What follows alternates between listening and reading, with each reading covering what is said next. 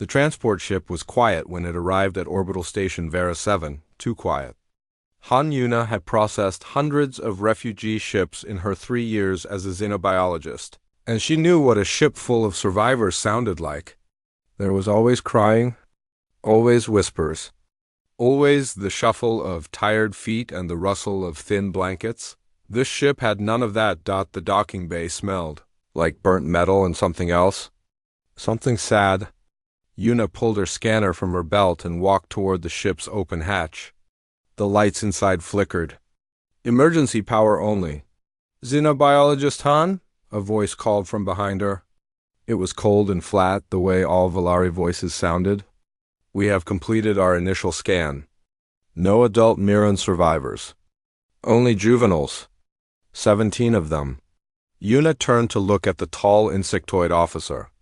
His name was something long and difficult, but everyone called him Officer 3. His compound eyes showed nothing.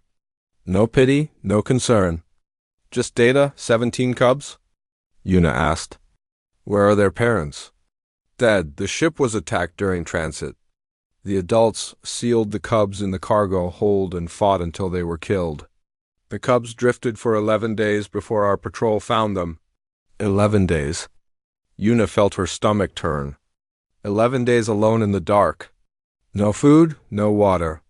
No one to tell them everything would be okay. She walked into the ship without waiting for permission. The cargo hold was at the back. The door had been welded shut from the outside, the last thing the adult Miran had done before they died. Yuna used her cutting tool to open it. The metal fell away with a heavy clang. Inside, she saw them, 17 small bodies huddled in the corner. The Miran were covered in thick fur, usually silver or gold, but these cubs were dirty and matted. Their 6 limbs were pulled tight against their bodies. Their large eyes, meant to show warmth and trust, were empty, hollow. They looked at her and saw nothing worth hoping for. Behind her, Officer 3 spoke again. "Protocol requires sedation and isolated containment. The cubs are in psychological distress. They may be dangerous." Yuna watched as 2 Valari security officers stepped forward with sedation units. Long needles. Cold efficiency. "Wait," she said. "Xenobiologist Han, protocol is clear. Miran juveniles in distress must be..." I said wait. She didn't shout. She didn't argue. She simply walked into the cargo hold and sat down on the cold metal floor. About 5 meters away from the cubs. Close enough to see them. Far enough to not seem like a threat. The cubs watched her. One of them, the smallest, made a sound. A tiny whimper. Yuna didn't move. She didn't reach out. She didn't speak. She just sat there, breathing slowly, letting them see that she was not going to hurt them. Officer 3's voice came from the doorway. "What are you doing?" "My job," Yuna said quietly. "Assessing their condition. This is not standard assessment procedure. No, it's not." An hour passed. The Valari officers stood at the door, growing impatient. Their reports required efficiency. Their protocols demanded quick processing. But station rules said a xenobiologist's assessment could not be interrupted. So they waited. Yuna waited 2.2 hours. The cubs hadn't moved, but they were watching her now. Really watching. One of them, a slightly larger cub with torn ears, tilted its head. 3 hours. Yuna's legs were numb. Her back ached. But she didn't move 4 hours. The smallest cub shifted. Just a little. Its tiny claws scratched against the metal floor. 5 hours. The small cub moved again. Closer this time. Just a few centimeters. Then it stopped, watching her with those big, empty eyes. Yuna stayed perfectly still. 6 hours. The small cub was only a meter away now. The other cubs watched, frozen, as if they couldn't believe what they were seeing. 7 hours. The small cub reached out with one trembling paw and touched Yuna's knee. She didn't flinch. She didn't grab. She just let out a slow breath and stayed exactly where she was. The small cub climbed into her lap. It was so light. So fragile. Its fur was rough with dirt and dried blood, but underneath Yuna could feel its tiny heart beating fast. Too fast. The heart of a child who had been scared for too long. She wrapped her arms around it gently. Not tight, just enough to say, "I'm here." "You're safe." The cub made a sound. Not a whimper this time. Something softer. Something like relief. Then another cub moved. And another. Within minutes, 5 of them were pressed against her, their small bodies shaking with exhaustion and something else. Something that might have been hope. By morning, all 17 cubs were curled around her. Some in her lap, some against her back. Some holding onto her arms like she might disappear if they let go. Officer 3 stood in the doorway, his datapad hanging forgotten at his side. "This is unprecedented," he said. "Miron cubs do not bond with non-Miron. It is biologically impossible." Yuna looked up at him. Her eyes were red from no sleep. Her body ached from sitting on cold metal for 8 hours. But she was smiling.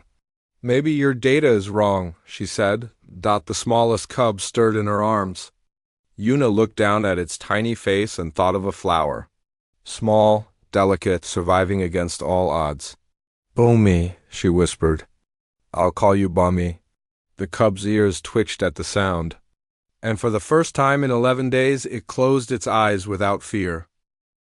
3 months changed everything. Han Yuna's small quarters had been replaced twice. First with a medium room, then with a large one near the station's observation deck. The Villari administration didn't understand why she needed so much space, but they approved it anyway.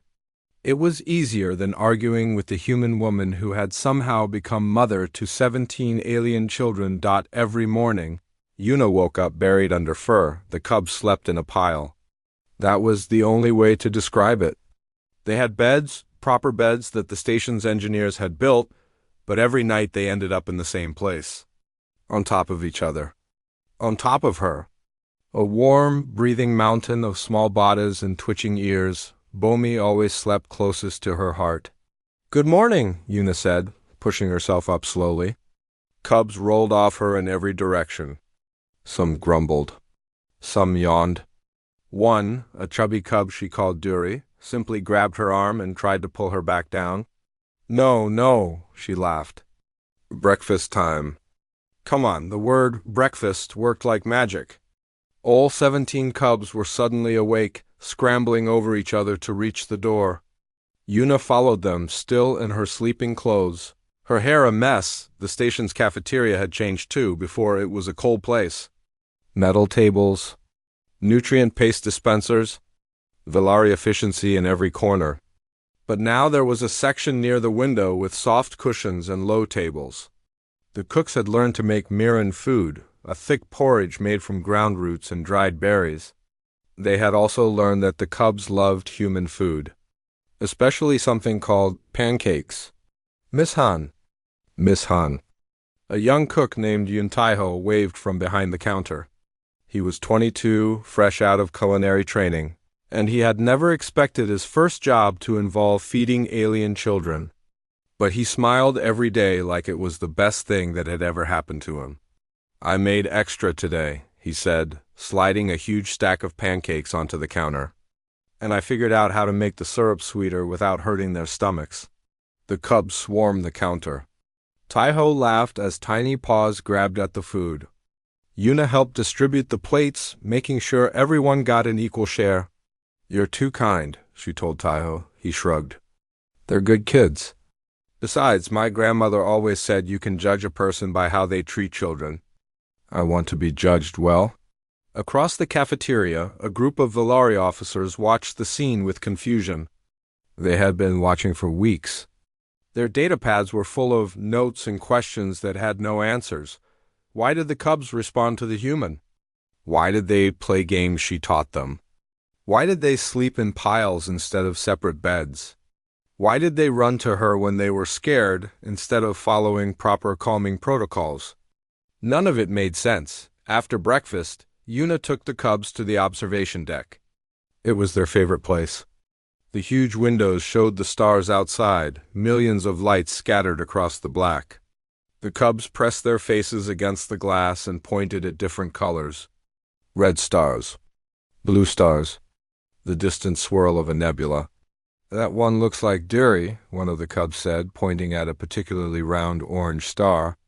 Does not, Duri protested. The others laughed. Yuna sat on a bench nearby and watched them.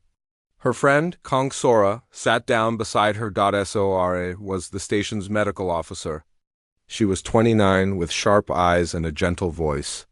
She had helped Yuna since the beginning, checking the cubs' health, bringing supplements, staying late when one of them got sick. Elder Rovan requested another observation session, Sora said quietly. Yuna sighed. Again? He's convinced there's something strange going on. His latest theory is that humans produce some kind of chemical that affects neuron brain development. That's ridiculous. I know. But he's Vilari. They need explanations for everything. They can't accept that sometimes things just happen. Yuna watched Bomi chase another cub around a support pillar. The little one was laughing, a high, chirping sound that Yuna had learned to love. What did you tell him? She asked. I told him I ran every test possible. No chemicals. No pheromones. No telepathic influence. Nothing. Sora paused. He didn't believe me. Of course he didn't. That afternoon, Elder Rovan came to observe. He was tall, even for a Vilari. His exoskeleton was a deep green, polished to a shine. His compound eyes reflected everything but revealed nothing. He stood in the corner of Yuna's quarters with a datapad watching the cubs play. They were building something. Yuna had given them blocks, simple wooden blocks that a human engineer had made in his spare time. The cubs were stacking them into a tall tower, arguing about which piece should go where. The structural integrity is flawed, Elder Rovan observed. The tower will fall. Yuna smiled. That's the point. I do not understand. They're not trying to build a perfect tower. They're trying to see how high they can go before it falls. And when it falls, they'll laugh and start again. Elder Rovan stared at her. What is the purpose of building something designed to fail? Fun, Yuna said simply. Joy, the experience of trying together. The tower fell. The cubs screamed with delight and immediately started rebuilding. Bomi ran over to Yuna and tugged on her sleeve, wanting her to join. Elder Rovan watched for 6 hours. When he left, he wrote a single line in his report. The human female exhibits no pheromonal bonding agents. No telepathic markers, no biological imperative. The attachment appears ... voluntary. He stared at that word for a long time. Voluntary. The Vilari had no framework for such a thing. Bonds were biological, chemical, evolutionary. They served purposes. They ensured survival. But this was something else entirely. That night, Yuna read the cubs a story. It was an old Korean tale about a rabbit who tricked a dragon. The cubs didn't understand all the words, but they understood her voice. They understood the warmth in it. The safety. Bomi fell asleep first. Curled against her side. Then the others, one by one. Until the room was quiet except for the soft sound of breathing, Yuna looked down at them. These 17 children who had lost everything, who had drifted alone in the dark, who had every reason to never trust again, and yet here they were, choosing her. She didn't understand it either. But she didn't need to. Some things didn't need explanations, they just needed to be true. The message arrived on a Tuesday. Park Ji-hoon was sitting in his office, drinking cold coffee and reviewing security reports when his terminal flashed. Priority communication. Vilari Central Command. He opened it and read it twice. Then he read it a third time, hoping the words would change. They didn't. All Miran orphans currently housed at Orbital Station Vera 7 are to be transferred to Species-Specific Rehabilitation Facility 9 on the Miran homeworld. Transfer to be completed within 14 standard days. No exceptions. Ji-hoon set down his coffee. His hand was shaking slightly, though he didn't notice. He was 41 years old. He had been station security chief for 6 years. He had followed orders his entire career. Good orders. Bad orders. Orders that made sense and orders that made none. That was the job. You followed protocol. You maintained order. You didn't ask questions, but this order felt different. He had seen the cubs. Everyone on the station had seen the cubs. They ran through the corridors like small furry storms, playing. Games, making noise, bringing chaos to a place that had never known anything but efficiency. At first, the Volari had complained. Then the humans had started laughing. Then, slowly, even some of the Volari had started watching with something that might have been curiosity. The cubs had changed things. And Han Yuna had changed the cubs. Ji-hoon stood up and walked to his window. Outside, he could see the stars, cold and distant like they always were. Somewhere out there was the Mirren homeworld. And somewhere on that world was Rehabilitation Facility 9. He had seen the reports on those facilities. Clean, organized, efficient. The Volari had designed them, after all. Every child would have their own room. Every meal would be nutritionally balanced. Every hour would be scheduled for maximum developmental benefit. No warmth. No laughter. No one to read them stories in a language they didn't understand but loved anyway. He closed his eyes. That evening, Ji-hoon walked to the family wing of the station. He had never been there before. There had never been a reason. But now he stood outside Yuna's quarters, his hand raised to knock, unable to move. Inside he could hear voices, small voices. The cubs were arguing about something. Then a louder voice, Yuna's, said something he couldn't make out. And the argument dissolved into laughter. He knocked. The door opened. Yuna stood therein. Casual clothes, her hair tied back, a smudge of something purple on her cheek. Behind her, the cubs were everywhere, on the furniture. On the floor, one of them was hanging upside down from a light fixture. "Chief Park," Yuna said, surprised. "Is something wrong?" "I need to speak with you, privately." Her smile faded. She knew. Somehow, she already knew. She turned to the cubs. "Bomi, you're in charge. Make sure everyone washes their hands before dinner. I'll be back soon." The smallest cub, not so small anymore, nodded seriously. "Yes, Mother." "Mother." Ji-hoon felt something twist in his chest. They walked to a quiet corner of the observation deck. The stars watched them in silence.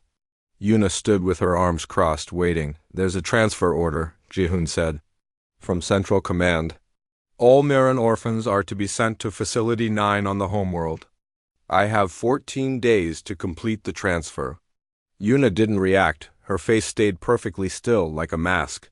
"I see," she said. "I wanted you to hear it from me first. Before the official notice arrives. Thank you." She was too calm. Ji-hoon had expected tears. Anger, something. But she just stood there, looking at the stars with empty eyes. "Yuna," he said quietly, "I've seen those facilities. They're not what the cubs need. I know. The cubs won't understand. They'll think they did something wrong. They'll think you abandoned them. I know." Her voice cracked on the second word, just slightly. Just enough for Ji-hoon to see the truth beneath the mask. She wasn't calm.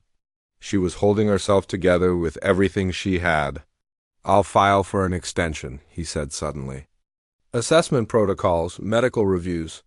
I can buy you 2 more weeks, maybe longer." Yuna looked at him. "Why?" "Because protocol is important, but it's not everything." He paused. "And because my grandmother raised 7 children during the war on Earth. None of them were hers by blood, but she loved them anyway. And they loved her. I never understood how that worked until I saw you with those cubs." Yuna's mask cracked. Tears spilled down her cheeks, but she was smiling. "Thank you," she whispered. Ji-hoon nodded stiffly. "Don't thank me yet. 2 weeks isn't much. It's everything." He left her there, standing by the window, crying and smiling at the same time. The next morning, Elder Rovan requested a meeting with Ji-hoon. The Volari administrator was suspicious. He had been suspicious for months, ever since his observation session failed to explain the cub's attachment to Yuna. Now, with the transfer order in place, his suspicion had grown into something harder. "You filed for an extension," Elder Rovan said. His voice was flat, accusatory. "Standard protocol," Ji-hoon replied. "Medical assessments must be completed before any transfer of minors. The assessments were completed months ago." "New assessments? The cubs have grown?" "Their needs may have changed." Elder Rovan's compound eyes flickered. "You are protecting her. I am following procedure." "You are delaying procedure to protect a human female and 17 Mirren juveniles who should have been transferred to proper facilities long ago." He leaned forward. Why do humans do this? Why do you form these attachments? These bonds that serve no biological purpose? Ji-hoon thought for a moment. Because we can, he said simply. Because caring for others isn't about biology, it's about choice. And sometimes, Chief Roven, choosing to care is the most important thing a person can do. Elder Roven stared at him for a long time. I do not understand humans, he said finally. Ji-hoon smiled. No, I don't think you do. That night, Ji-hoon walked past Yuna's quarters one more time. The door was slightly open. Inside, he could see her sitting in the middle of the room, surrounded by cubs. She was reading to them again. That same Korean fairy tale about the tiger and the rabbit. Bomi was in her lap, ears twitching with each word. Ji-hoon watched for a moment. Then he walked away. 2 weeks wasn't much time, but sometimes 2 weeks was enough to change everything. The 2 weeks ended on a morning like any other. Yuna woke up buried under 17 warm batas. The cubs were still asleep, their breathing soft and peaceful. Bomi was curled against her chest, small paws holding onto her shirt like she might disappear. For a long moment, Yuna didn't move.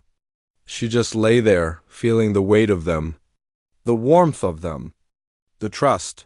Then the door chimed. She knew who it was before she opened it. Park Ji-hoon stood in the corridor, his face tired and sad. Behind him were 4 Villari security officers carrying sedation units and transport pods. And behind them, watching with cold compound eyes, was Elder Roven. I'm sorry, Ji-hoon said quietly. I couldn't delay any longer. Yuna nodded. She had known this was coming. She had spent the last 2 weeks preparing, trying to explain to the cubs what would happen, trying to make them understand that it wasn't their fault, that she would never stop loving them. But how do you explain goodbye to children who have already lost everything? Cubs, she called softly. Wake up. We have visitors.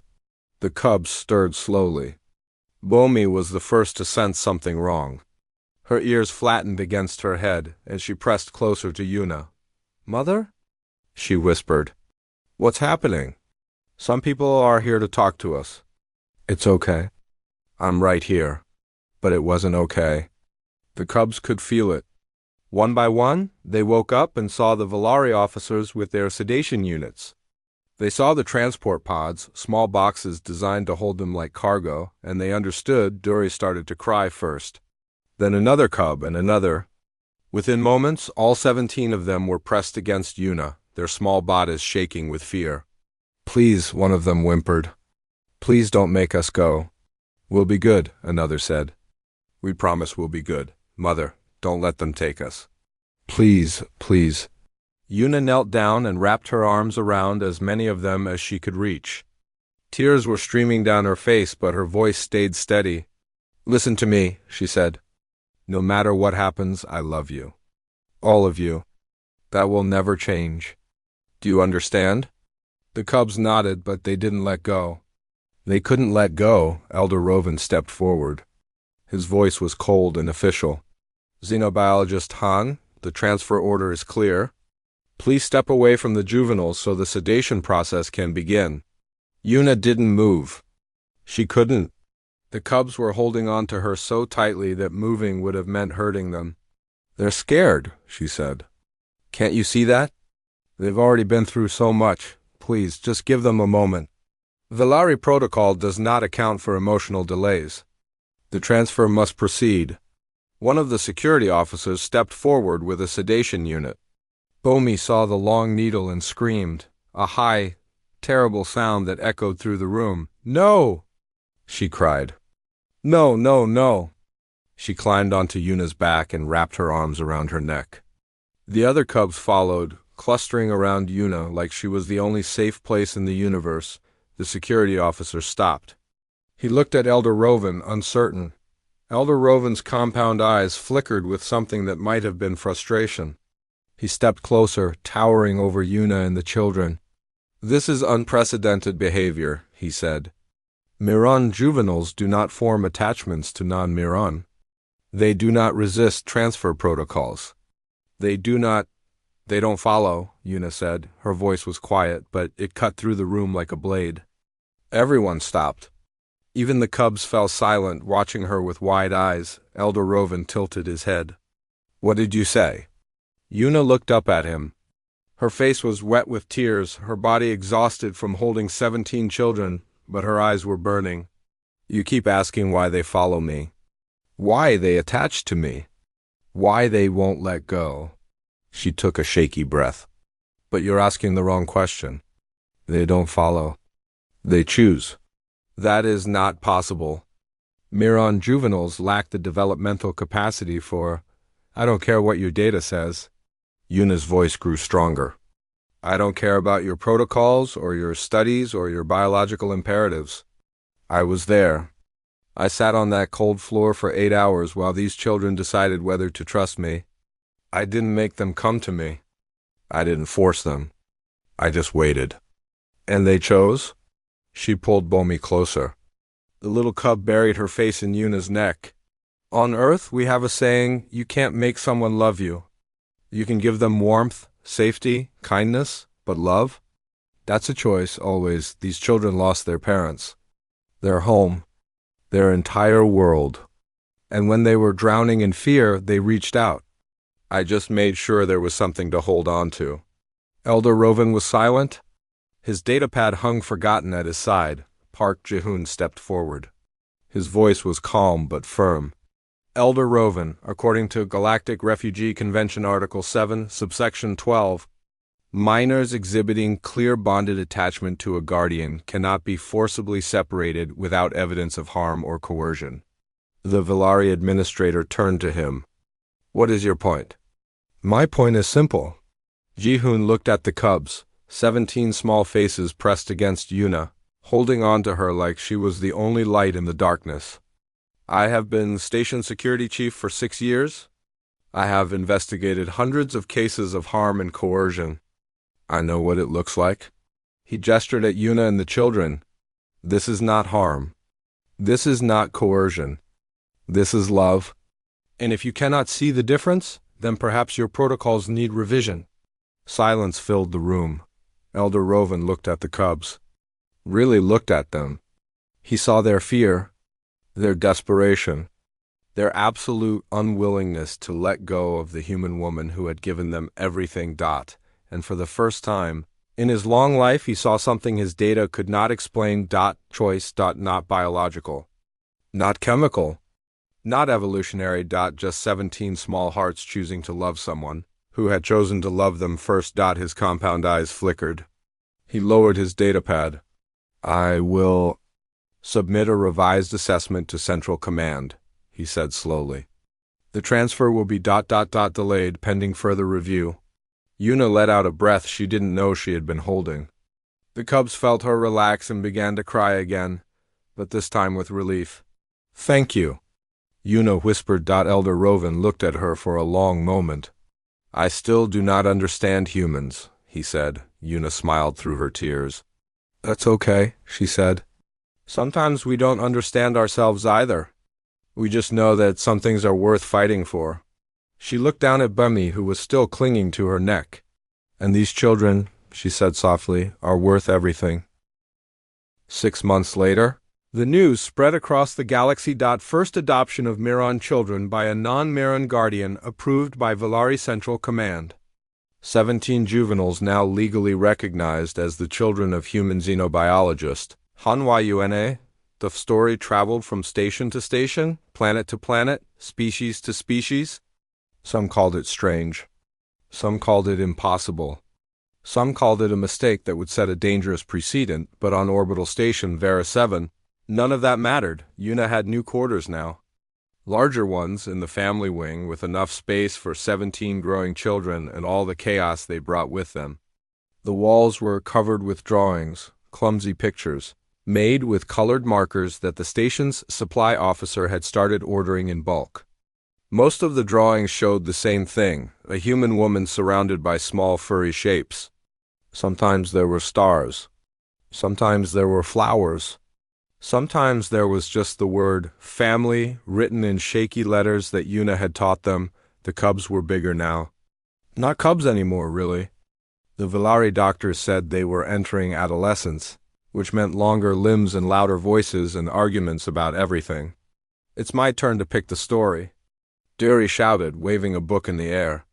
"You picked yesterday?" Another cub shot back. "And the day before. You always pick the same one?" "Because it's the best one." "It's boring." Yuna sat on the couch and watched them argue. She didn't interrupt. This was normal. This was healthy. This was what children did when they felt safe enough to disagree. Bomi sat beside her, no longer the smallest. She had grown tall and awkward, her limbs too long for her body, her ears too big for her head.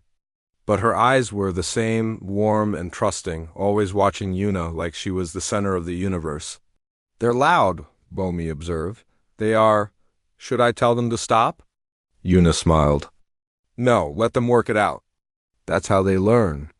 The argument continued for another 5 minutes before Kung Sora arrived and settled it by suggesting they watch a movie instead. The cubs immediately forgot their disagreement and rushed to set up the viewing screen. Sora sat down next to Yuna and handed her a cup of tea. "You look tired." Sora said, "I'm always tired." Yuna took a sip of the tea. "But it's a good tired." "Does that make sense?" "Perfect sense." They sat in comfortable silence while the cubs argued about which movie to watch. This argument was smaller and ended quickly. Bomi stood up, walked to the screen, and selected something without asking anyone. The others grumbled but didn't protest. Bomi had earned her authority the hard way. Later that evening, after the movie and dinner and the long process of getting 17 children to brush their teeth and go to bed, Park Ji-hoon came to visit. He brought gifts, small toys he had found at a trading post. Nothing special, but the cubs loved them anyway.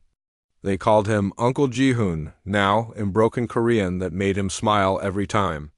"Central Command approved my transfer request," he told Yuna quietly while the cubs played with their new toys.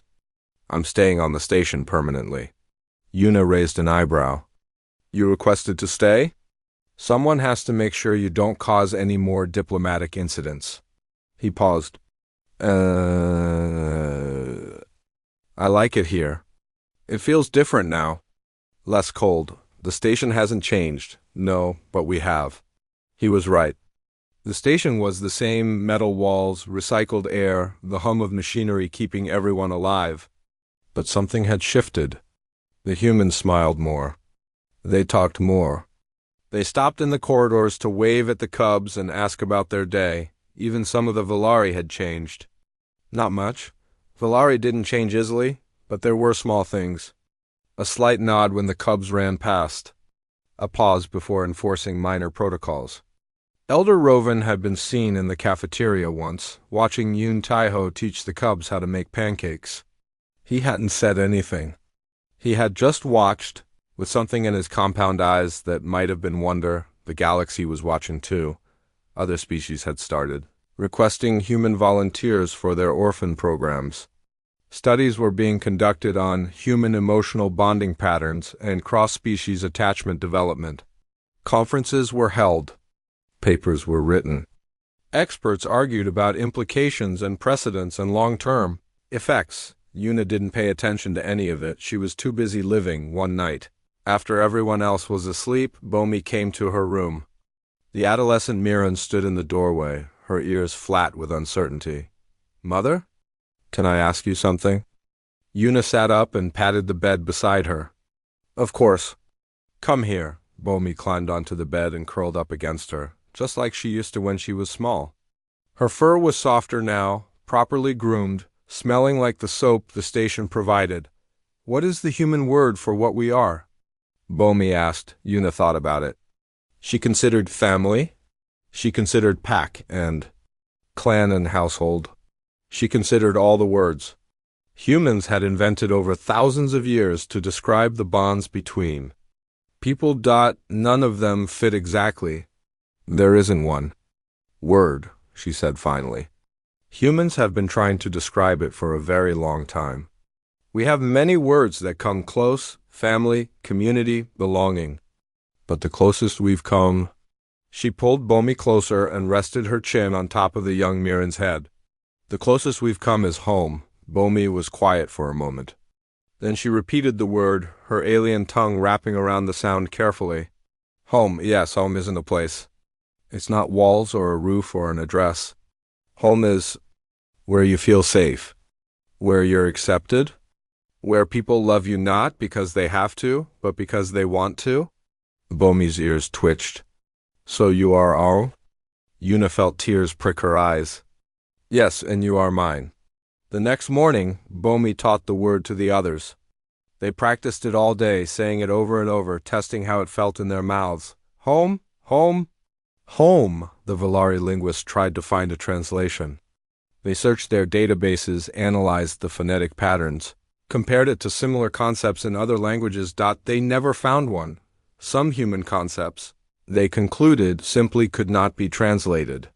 Not because they were too complex, but because they were too simple, too pure. Too human. Elder Rovan included this finding in his final report on the case. He noted that humans possessed an emotional capacity that defied logical analysis. He recommended further study, but in the margins of the report, in handwriting that no one else ever saw, he added a personal note. Perhaps some things are not meant to be studied. Perhaps they are simply meant to be felt, and on orbital station Vera 7, in a large room filled with drawings and toys and the sound of children laughing, Hanyuna felt it every day. Home, not a place, a choice, made again and again, by 17 hearts that had chosen her, and one heart that had chosen them right back. The Valari never did find a translation, but then again, they didn't really need one. Some things speak for themselves.